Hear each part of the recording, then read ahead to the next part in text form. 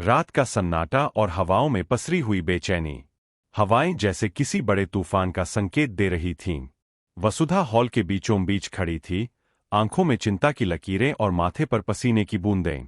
तभी घर का दरवाजा एक तेज आवाज के साथ खुलता है और अंदर आता है अविनाश, जिसके चेहरे पर घबराहट साफ झलक रही थी। मासा, उसकी आवाज कांप रही थी। भंवर सिंह ने मुझे धमकी दी है।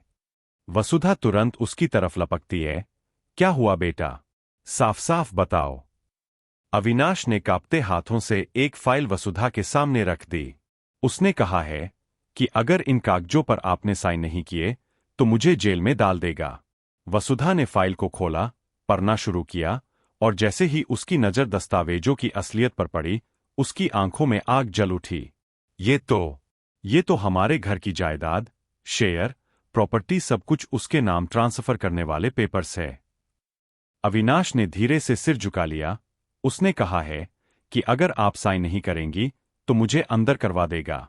इसी बीच सीन कट होता है और दूसरी ओर दिखाया जाता है करिश्मा, हाथ में मेघा की अस्थियों का कलश और चेहरे पर एक जहरीली मुस्कान।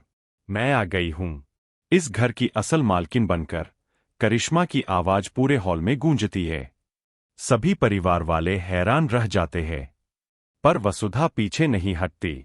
वह गरजते हुए कहती है, इस घर में तेरे लिए अब सिर्फ एक ही जगह है, और वो है दरवाजे के बाहर। और जैसे ही करिश्मा एक कदम और बढ़ाती है, देव, अविनाश, चंद्रकांत और बाकी लोग मिलकर उसे धक्के मारकर बाहर निकाल देते हैं। करिश्मा सड़क पर गिरती है, कलश हाथ से छूटता है और उसका चेहरा गुस्से से लाल हो जाता है। वह जोर जोर से चीखती है, वसुधा, मैं तुझे खत्म कर दूंगी। कट्टू, करिश्मा शराब की बोतल हाथ में लेकर भंवर सिंह के अड्डे पर पहुंचती है।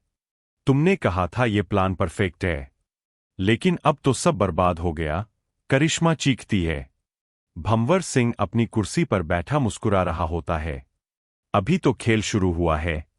तुम देखना, अब अविनाश को कोई नहीं बचा सकता। मैंने उसके खिलाफ केस भी तैयार करवा लिया है। जाली दस्तखत, धोखाधड़ी और ना जाने क्या क्या आरोप उसके सिर पर मर दिए जाएंगे। लेकिन जब तक वसुधा है, करिश्मा रुकती है, वो भी ज्यादा दिन नहीं टिकेगी। भंव